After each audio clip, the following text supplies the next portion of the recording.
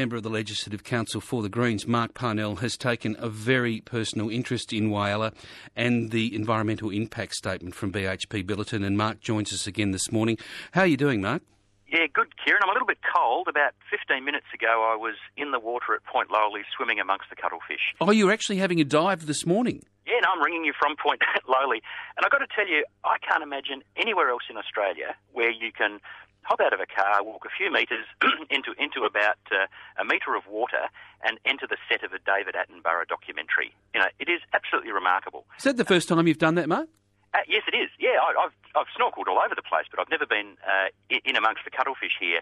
And even though I was, told by the chap who's taken us out that, they're pretty sparse and pretty thin, they were everywhere. It was just remarkable. So I've now got a personal understanding of what some of the groups that you've mentioned already. There's the Cuttlefish Coast Coalition and there's the Safe Point Lowly group.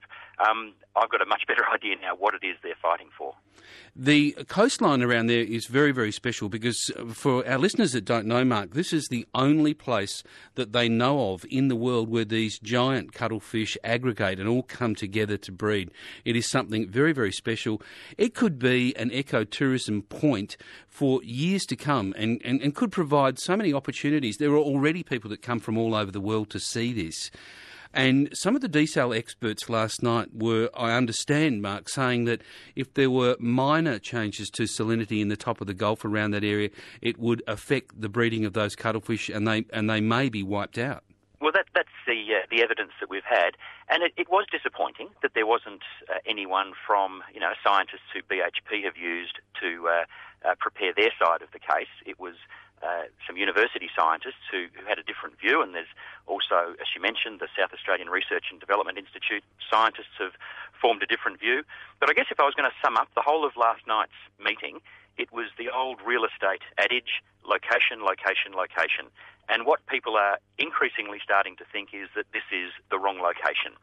There are some people, I think, who might have been prepared to run the risk to the cuttlefish and other species because, Whyalla was going to get some water out of this whole project. But I detect a turning in the mood here where people are thinking, well, we're not actually getting anything out of it. And the scientists are telling us that there is a risk, and we don't know how strong a risk, but there is a risk that if something goes wrong, we could wipe this species out forever.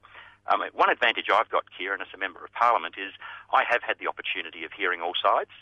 I'm on the Environment Resources and Development Committee that's chaired by Lynn Brewer, the local member for Giles in Whyalla. And we just yesterday morning finalised our report to the state government. And we did it yesterday because we wanted it to also be a submission to the environmental impact statement. And the number one recommendation was, in shorthand, look for a better location, because we were not convinced as a parliamentary committee. And I should say it's not a Greens issue. There's Liberal, there's Labor, there's Green and Independent on this committee, and we thought that not enough had been done to look for better locations where the potential impact on the marine environment is less. But we're pragmatic in Parliament as well, and we made other recommendations to help minimise the environmental impact if it does go ahead at Point Lowly.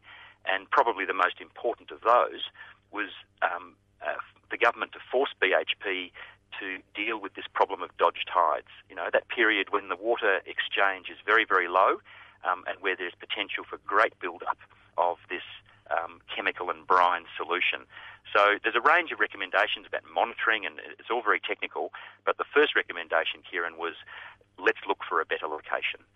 Mark, I know that you're standing there shivering in a wetsuit out there at the moment and very cold, but just wanted to ask you very quickly, before we let you go this morning, the process of consultation. We've asked BHP Billiton to come onto the program, and they've said quite categorically they are making no more comments, no more engagement with the public until the consultation process is over. Has there been enough time, 14 weeks, to digest the size of this document, the scope of this plan? Well, the original proposal from the government and BHP was for a 2-month consultation period, so 8 weeks.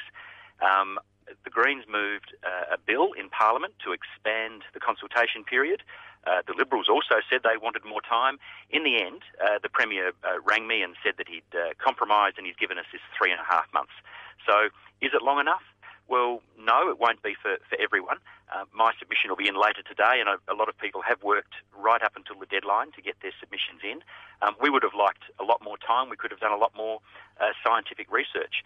But certainly the 3.5 months that we got was far better than what we were originally told, which was 2.5 months.